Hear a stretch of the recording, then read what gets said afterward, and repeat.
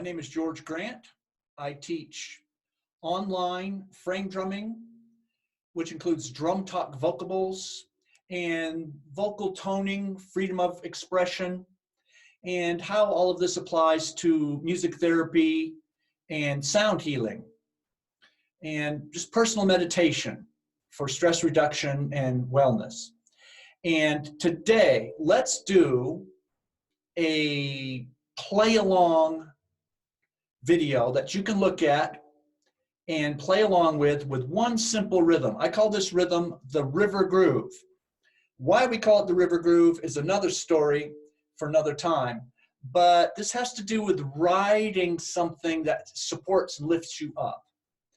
And this river groove is found in the music all around the world. It's called different things in different countries, but it basically sounds like this. And one, and two, and three, and one. The pattern begins on one. So there's a pickup into 3 repetitions of the same simple idea, and then this is the signal that it's about to end. I call this the yellow light. You see the yellow light before the red light out driving. It's fair to have warning that something's coming up. So both of these fingers, the ring finger, are lined up right on the edge of the rim. We're playing right on this piece of the wood right here. Not inside on the drum head, but do your best. And so many of you take lessons with me, and you have to work at this a little bit, but today we're not going to go too much into detail. Basically, my thumb is holding the drum on the inside. This is a really nice 22-inch Remo drum. It's a little bit wider than some of the little bit narrower frames. I'm not really holding it here. I'm kind of, you see there's a gap under here. I'm pinching it to some degree, but I'm letting the weight of the drum just rest there. I want these fingers to be free and loose and not involved with the holding of the drum. I'm almost turning, letting the weight of the drum be involved in the holding of this drum. I could do it, but this thumb is going to come in here and help. It's a little bit up to the side, but not way up. The hands are pretty close, and so it's about 75 and 25, because I'm not really holding it here, I'm resting it here. And just these 2 techniques, I call that almost one technique. And then this second technique, your hand must be very rubbery. You're not hitting the end of your finger on there. You're hitting down towards more the bottom of your finger and letting the drum flap, bounce right off the drum. So the way to learn this is to do 3 of them in a row. 1, 2, 3. Always play a rhythm. Don't just fiddle around. Play some music. Always be musical. And this is a real rhythm. Okay, now, this one's not too hard. It's not too hard to do that. Rest, rest. Rest, rest. Rest, rest. Rest, rest. It's 2 on and 2 off. You'll notice this.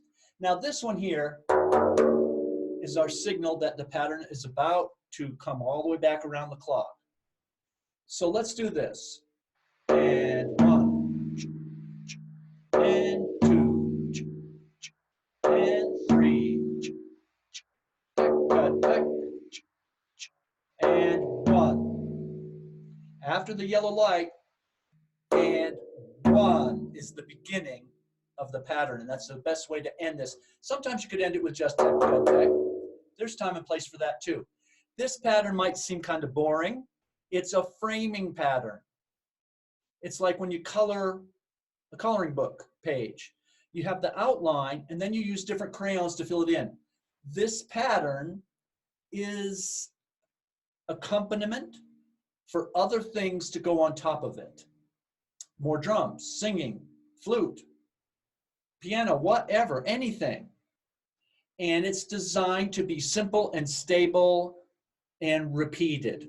Okay, let's go for several minutes. And one, and two, and three, and one, and two, and three, and one.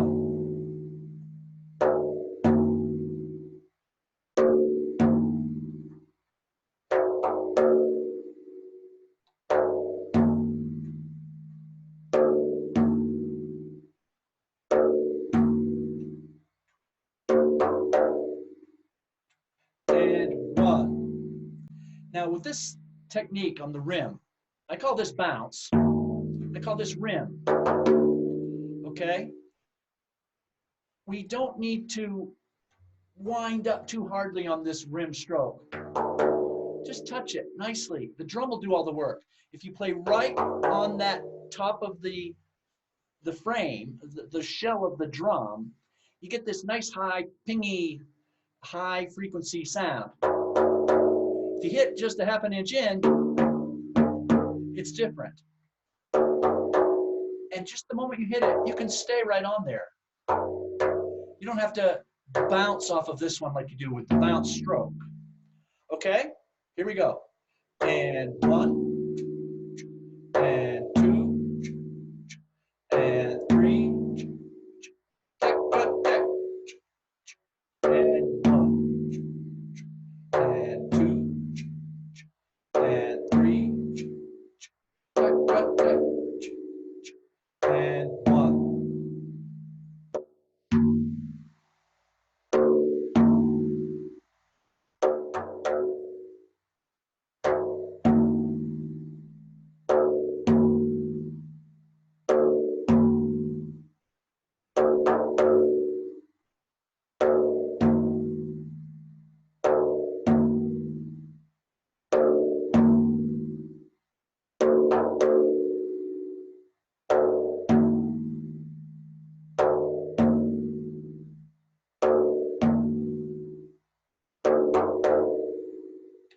And one.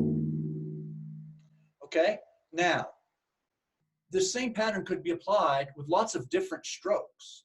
If I was holding the drum this way, I could play it, and I could, instead of saying tuck-a-tuck, I could say stuck, stuck. And one, and two, and three, and one. I could do it with this hand up here. I could play it with my thumb instead of my first finger. And one, and two, and three, and one. The point is the rhythm. This pattern is played mostly on bass guitar in a lot of the great classic rock songs of the 60s and 70s. Doom, da, doom, da, doom, da, doom, da, doom. And if it's a slight different rhythm on the bass, it's still the basic idea of and one, and two, and so forth. One more thing. These techniques, bounce and rim. I'm seated in a chair, but I can stand up outside around a campfire, walk through the woods. Irregular terrain, I don't need an absolute flat floor. And that's the value of these techniques and of the frame drum. With just these techniques, I can do a lot of other stuff than this rhythm, right?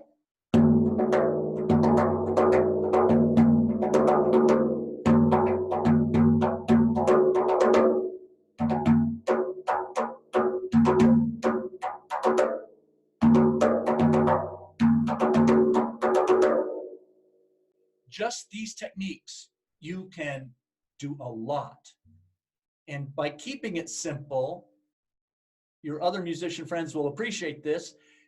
You can play the river groove.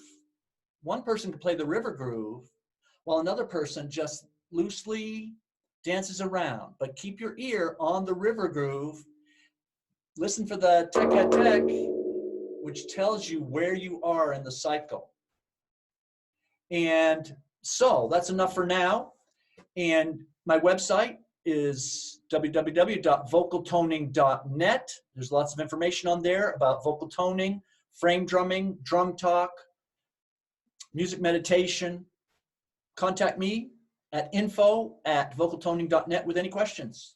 See you next time. Thank you.